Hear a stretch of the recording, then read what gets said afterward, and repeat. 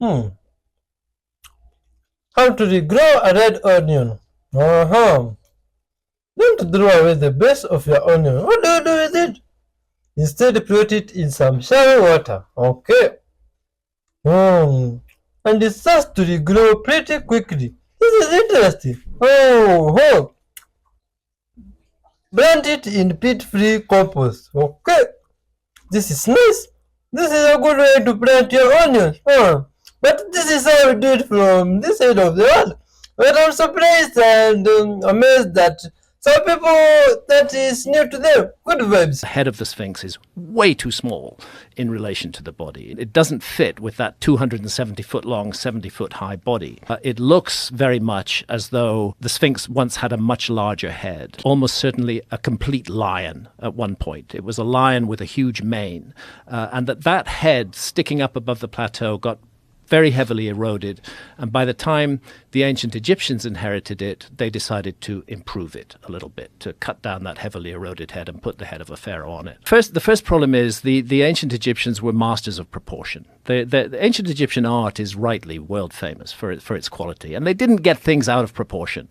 They wouldn't make that elementary error. Egyptology claims that's the face of Khafre, who was the successor to Khufu.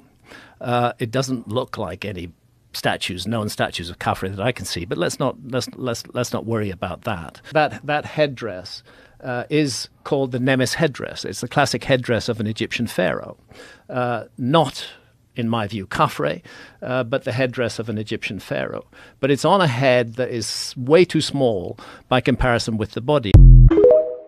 Oh my God! What do you think about that, good people?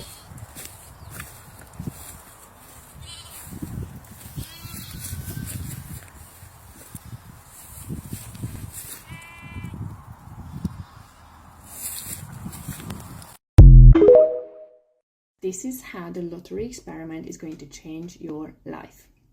I'm a millennial. I have always worked 9 to 5. I couldn't fathom to live a life when you don't do the 9 to 5. I saw content creators, I saw influencers going by their day, and I just couldn't imagine living that life for myself, that you don't actually have a boss. You don't actually have to ask for holidays. You don't actually have to feel sorry, we were worried when you call in sick. I couldn't even fathom it. So I needed to come up with a solution of create a new self-concept. And for me, it was the lottery experiment. The lottery experiment, when I decided that today I have won the lottery and my money is on, a huge amount of money is on my account. And from now on, what is the life I'm going to live? And I went day by day, hour by hour, and I started to write down how my day is going to look like, what I'm going to do, what I'm going to drink, what I'm going to wear, what kind of bathrooms I'm going to have, what kind of house I'm going to be living, if I look out the window, what I'm going to see. Everything. I needed to kind of shift my identity and completely put it in a bin and just come up with this new identity of who I am. If I am just won the lottery, who is this person? What is she doing? And I really focused on the feelings, because whenever you listen to any kind of manifestation gurus, they always saying that is the feeling. So I was like, yes, I'm going to focus on the feelings. And what is the feelings? The ease, the comfort, the joy, the luxury, the abundance, the freedom, all these good feelings. And this is what I'm going to feel and how I'm going to feel that. And as I was going down I have so much money. And when we think about lottery, we just like, oh, traveling and buying loads of clothes. Yes, but you have now, okay, let's say fast forward a year, and then you have got those clothes and you have traveled and you have done all of those things. So what's next? What do you do next? And I got to the stage of, in my idea of winning the lottery, that okay, what do I do next after a whole year of traveling and clothing and whatever? What am I doing next? And where did this year of traveling and clothing took me as a person? Am I more confident now? Am I more articulate now? Am I more showing up in the world as my true self? Because I am dare to be my whole self. I dare to be showing up authentically wherever I go, because I have all this money. And for me to break that cycle that I can be authentic, I had to imagine that I have all this money. So yeah, in a year time, I'm all that new person now. And in my self-concept, I'm all that new person. I'm authentic, I'm brave, I'm making cringy video if I need to. I don't care who sees it and who comments on it and who says, oh my God, I can't believe Anna, you're on TikTok and how you look like. I don't care any of that, because I am a year later after I won the lottery and I have done all the traveling and all that. And I am confident as fuck. I am just here now enjoying my life. So what is my day look like? And that's why I came up with the idea that I am still gonna do something for 3-4 hours a day, because I want to do something for 3-4 hours a day. I want to do something that I enjoy. I can't just like sit around and put that in a bond and then just live off the interest. It's like, yeah, but then what do you do? What is the human experience? Just sitting around and sipping cocktails? For some, great, fantastic. Not for me. I want to do something. And in that idea of I want to do something, I want to create something that I enjoy every single day, because every single day is in the now. I want to enjoy it in the now. I'm gonna start something that I love. And this is how it flipped in my head, that I don't have to have the millions. I written my self-concept. This self-concept person is completely different how she was. She's so much more confident. She's so much more braver. She doesn't mind creating cringy videos. She turns up and she's enjoying the process, and she's creating something. She's creating something extraordinary that she loves creating every day, and that what she loves creating is actually gonna bring her the lifestyle that a lottery winning ticket would have got for her. And I can't recommend you enough, because if you struggle with imagining what your life could be like, and you are a millennial, or you're not even a millennial, I think putting yourself into position that you have just won the lottery, and then start thinking through, and don't just stop at go traveling and put your money in trust fund and you will live off the interest. No, use your imagination, do more, write more, imagine more, visualize more, journal more. Think about the everyday. Think about how your life is going to be every single day, and that's how you're going to become this new person who can create whatever she wants. Huh. We're frozen here. Because that doesn't sound like coyotes.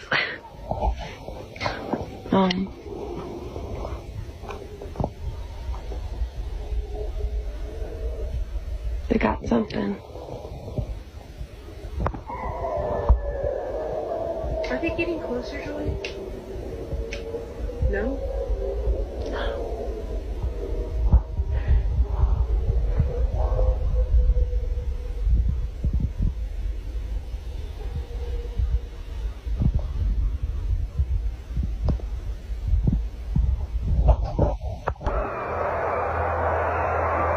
A biker just went that way, and the sound got worse.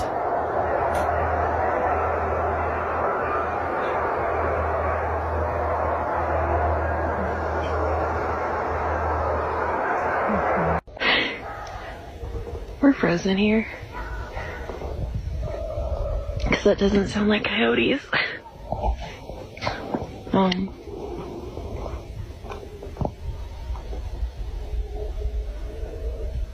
They got something. Are they getting closer, Julie? No?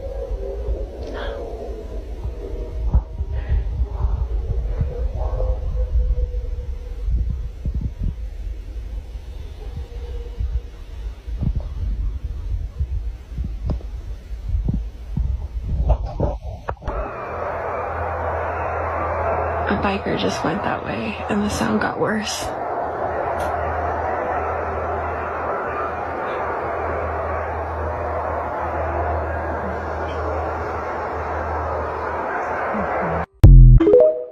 Oh my God, man!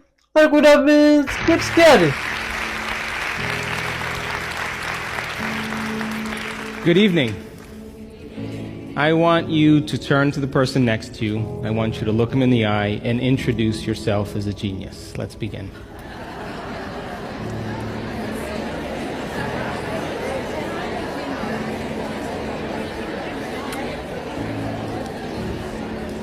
Now, geniuses, So happy to be with you this evening.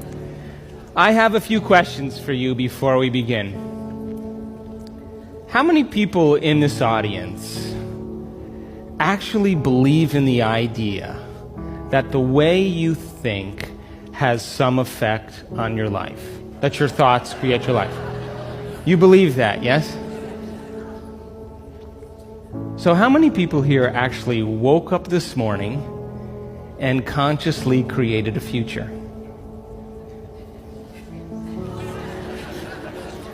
You know, the biggest reason why people don't do it is because you don't really believe it's true. You see, if you knew on a gut level that it was absolutely true, would you ever miss a day? Come on. And would you ever let any thought slip by your awareness that you didn't want to experience? So your brain, according to neuroscience, is organized to reflect everything you know in your life. Your brain is a record of your environment. It's a record, an artifact of your past. So if you believe this, then does your environment control your thinking, or does your thinking control your environment? So if you wake up in the morning and you get out of bed on the same exact side as you did the day before, you shut the alarm clock off with the same finger, you slip into your favorite slippers, you shuffle into the bathroom and you use the toilet like you always do, then you walk over to the mirror and you look at yourself to remember who you are. Then you get into the shower and you wash yourself in the same routine way. Then you groom yourself to look like everybody expects you to look. Then you go downstairs and you drink coffee out of your favorite mug. Then you drive to work the same way as you did the day before. You see the same people that push the same emotional buttons. You do the exact thing that you know how to do and you memorize and can do so well that you're an expert at. Then you hurry up and rush home so you can hurry up and check your emails, so you could hurry up and go to bed, so you can hurry up and do it all over again. Now, here's my question. Did your brain change at all that day? We could say that you were thinking the same thoughts, performing the same actions, that create the same experiences, that produce the same emotions, but secretly expecting something to change in your life. Would you agree? So then, as the environment turns on different circuits in your brain, you begin to think equal to your environment. As you see the same people and go to the same places and do the same things at the same time, it's the external environment that's turning on different circuits in your brain, causing you to think equal to everything that you know. And as long as you think equal to everything that's familiar or known to you, what do you keep creating more of? Same life. Now, the quantum law is still applying to you. You're just thinking equal to everything that you know, and you keep creating more of the same.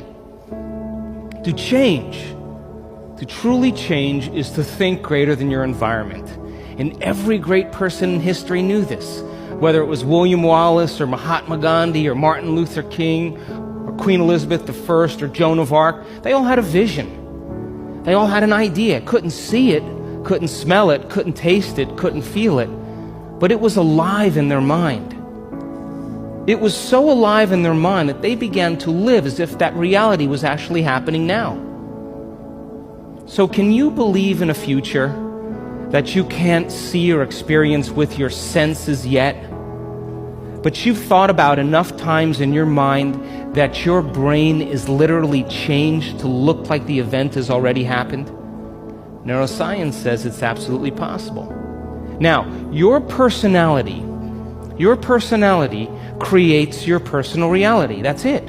It's that simple. And your personality is made up of how you think, how you act, and how you feel. So the present personality who's sitting here today, you, has created the present personal reality called your life. Would you agree? Would you also agree then, if you wanted to create a new personal reality, that on a fundamental level you would have to change the thoughts that you are thinking, the behaviors and habits that you're demonstrating, and the emotions that you've memorized that's become part of your identity? And most people try to create a new personal reality as the same personality, and it never works. We have to become somebody else.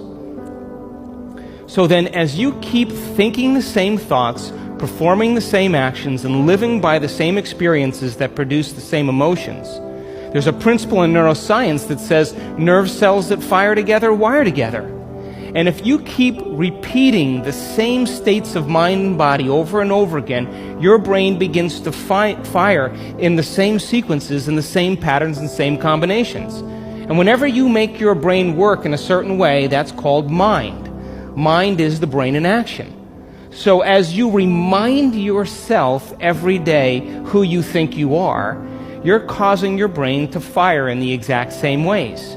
And as they fire and wire in the same patterns over time, the brain moves into a very finite signature, and that's called your personality.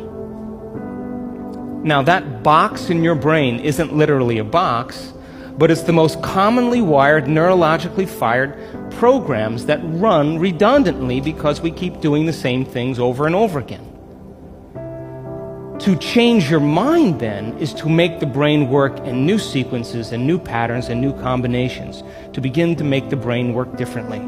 And the one ingredient that allows us to do that is knowledge or information. Because every time you learn something new, you make a new connection in your brain. That's what learning is. Learning is forging new connections. Remembering is maintaining or sustaining those connections. So now, every time you have a thought, you make a chemical.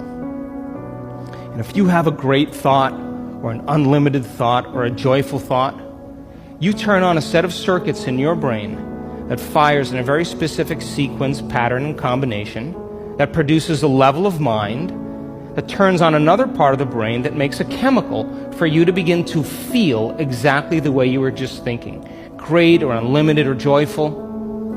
Now, if you have a negative thought or an unhappy thought or a self-depreciating thought, you turn on a different set of circuits and a different combination, a different sequence and a different pattern that produces a different level of mind. And the brain then begins to make a different batch of chemicals that signals the body for you to begin to feel exactly the way you were just thinking, negative or unhappy or unworthy. So the moment you begin to feel the way you think, because the brain is in constant communication with your body, you begin to think the way you feel, which makes more chemicals for you to feel the way you think, and then you think the way you feel, and then you feel the way you think, and then you think the way you feel. And some people do this for 20 or 30 or 40 years. Now, the redundancy of that cycle over time creates what I call a state of being. And a state of being is when your mind and body are working together, or your thoughts and feelings are aligned to a concept. So thoughts are the language of the brain, and feelings are the language of the body. And as people get caught in this cycle of thinking and feeling and feeling and thinking, over time, they condition their body to memorize that emotion as well as the conscious mind. And whenever the body knows as well as the mind, that's called a habit. A habit is when your body is the mind. Now, 95% of who you are by the time you're 35 years old is a set of memorized behaviors, set of emotional reactions, beliefs, perceptions, attitudes that run just like a computer program. So 5% of your conscious mind begins to work against 95% of what you've memorized. So the person wants to think positively, but they're feeling negatively. They want to create their dream board, and put up their future life, but they feel unworthy. That's mind and body in opposition. We have to recondition the body to a new mind. Oh man, you are a lovely soul. It's not actually the North Pole. The North Pole's been sailed every year for 30 years. It's off from the North Pole several hundred miles. This is in a region that's never been sailed before. It's between the magnetic North Pole and the actual North Pole. The waters are reported to be the roughest on the planet, so we're talking 10-story seas. This is not going to be a pleasure cruise by any stretch of the imagination. We'll be breaking ice for 8 days to get there. So it's not an easy place to get to. Oh my god. Huh? Do you think that is true? So this is slightly terrifying. This just happened in Ventura Beach, California. This guy has no idea what's about to happen, but if he did, he'd be running right now. But I want to try to watch this back a couple times and see what happens to that guy. But these people realize way too late what's about to happen. If you pay attention closely, this massive wave has no chill, and it's coming in hard. These guys realize they're trying to run. Watch this. A lot of these people swept off their feet and dragged down the street like some kind of fucking end of the world movie, guys. Let me know if you think this is normal. Watch how many blocks this actually comes in. It can't be that normal because look how many houses are here. Surely they wouldn't survive if this happened all the time. But Ventura Beach, guys, December 28th, kind of just happened. I want to know what you guys think about this. And watch, this guy almost hit someone. If you watch it back carefully, someone got swept into the road and he almost drives over them because he thinks he's like The Rock or something and he's in some kind of movie. Thinks it's Hollywood. But look how far up that water came. It's like insta flood. But the guy's about to show you the end. What happened? Like, look how flooded it is, guys. Let's try that. Hopefully those people are okay.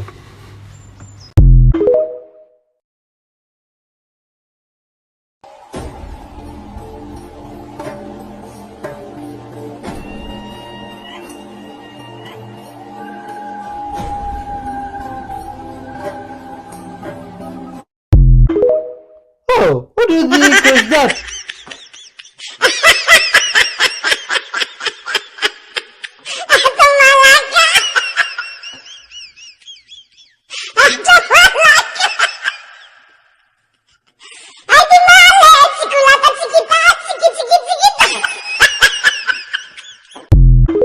Oh man, that's interesting. When you're chewing food, do you often bite the inside of your lip? Do you feel like when you bite down that your teeth don't fit right? Do you have cracking and popping in your jaw? Do you have ear pain chronically or TMJ pain chronically? This is, if you do, there's a syndrome called TMD, temporomandibular dysfunction. Most people call it TMJ. Even though this relates to the joint. But if you're having these types of problems, it's typically due to an imbalance in the mastication muscles. Now the muscles here, the mastication muscles are controlled by the trigeminal nerve nucleus, which sits inside of this top vertebra right here at the floor of the skull. In our office, we find people with chronic TMJ issues also usually have cognitive problems and ringing in the ears, and about 80% of them have imbalance, whether that's vertigo. About 50% of them have eustachian tube dysfunction where their ear is locked down. All of these things are usually related to structural problems in the upper cervical spine because the atlas houses the brainstem, which controls the muscles of mastication. It controls the muscles that line the eustachian tube wall. And so an upper cervical misalignment can cause imbalances in the muscles in these areas relating to most of the problems that I just mentioned. So if you're dealing with these types of problems, we have an office in Sarasota, Florida. We offer a free consult and exam. If you're outside the Florida area and you want to consult about your particular case, we do offer telehealth services, which you can find in my profile, or you can DM me if you got questions. Oh, did you know that? Oh, my son, I was did today it. years old when I It's found called out. a spirit spouse. And when we talk about us, they are considered to be part of the marine kingdom. And as the Lord has shown me, as we progressively get deeper and deeper into a person's life, is that a lot of people are thinking that they're battling a spirit that is called divorce, which can be generational and which can be in people. And it can cause a divorce because of mom, dad. It can skip generations. So they're stopping getting that spirit of divorce out. But let me tell you what the Lord showed me. He showed me about the spirit spouse. And the spirit spouse is a demonic spirit that marries the person as they are growing up and maturing in life. And especially now as they don't get married until 28 or get out of the family's basement until they're 28, and lies beneath, on top or beneath them, and is there to do sexual gratification, that spirit marries the person. And when it marries them and they're coming up and they're married, then all of a sudden, when you decide that you're going to get married and you marry a person in the physical realm, that you don't realize that you're marrying a person who already has a demonic spirit that's married to them, and they hate you. That spirit hates you.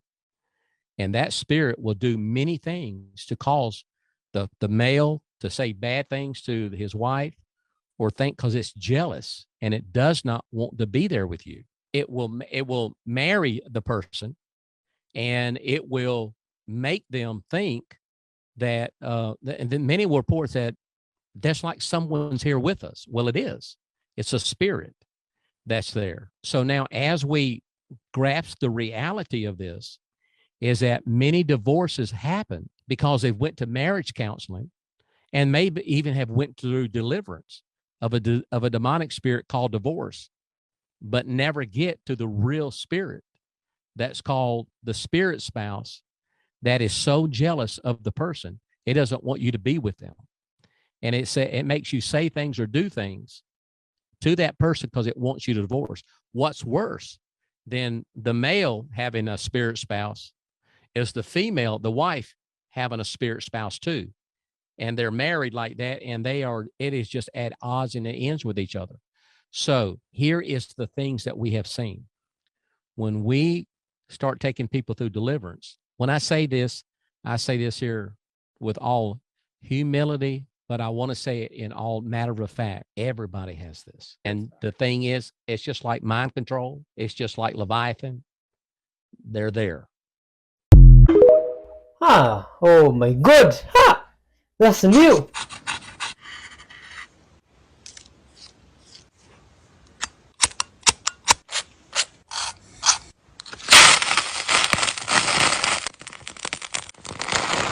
Have you seen this sticker on your produce lately? This sticker indicates that your fruit or veggie has been coated with a chemical called mono and diglycerides. It acts as a second peel to keep oxygen from getting into your fruit or vegetable in order to make it last longer. Watch here. The coating company is called Appeal, and its founders include the Bill and Melinda Gates Foundation, and they also have high-profile celebrity investors such as Oprah Winfrey and Katy Perry, who believe that by making fruits and veggies last longer, as you can see here, you're helping fight climate change by reducing emissions and fighting food waste. There's no doubt that this invention will help the bottom line of businesses, but what effect, if any, will this engineered chemical have on the health of consumers? Oh! What do you think about that, man? This is the first time I have ever heard this from a reporter. He says that Biden is, instead of saying it, remember when Trump says central casting? Keep that in mind as you watch this video. Oh, also, before I show this video, somebody could help me out. I think that this is Right Side Broadcasting. I'm not sure who the reporter is. I'm not sure if this is at the, conservative political conference, or, where this even took place. But if someone knows, post it in the comments, because I'd like to know who this reporter is, who he works for, and where this took place, because it's so awesome what happens here. Take a look. He's leading with 7 swing states: Arizona, Georgia, Michigan, Nevada, North Carolina, Pennsylvania, and Wisconsin. So that is actually the poll against President Biden, the fake president. You can see that President Trump is leading against Mr. Biden in all of those areas.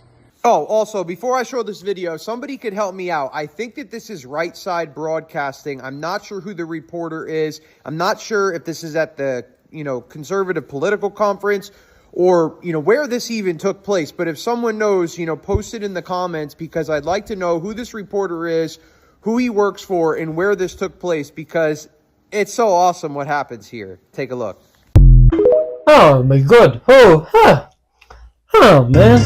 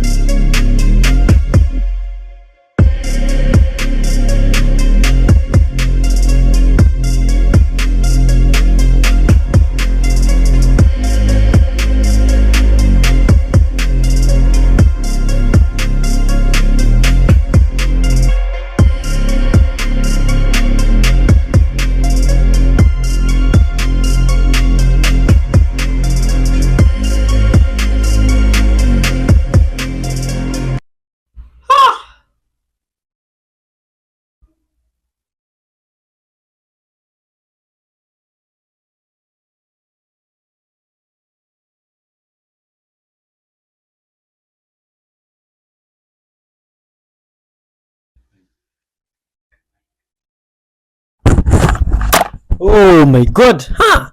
Those are UFOs that have been seen in different places in the script. What do you think about these objects? Hey, you see this stuff I'm meeting here?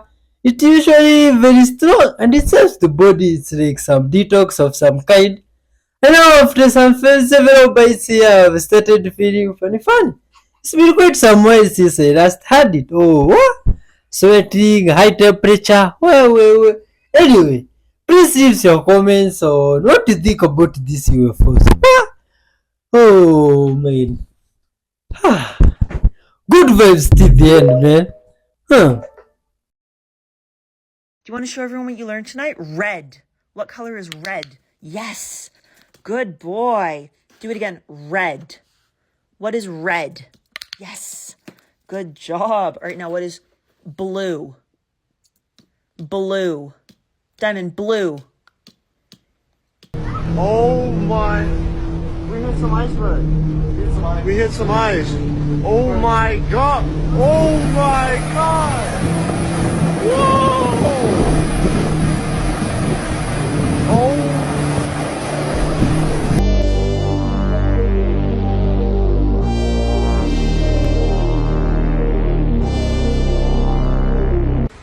We hit some iceberg. We hit some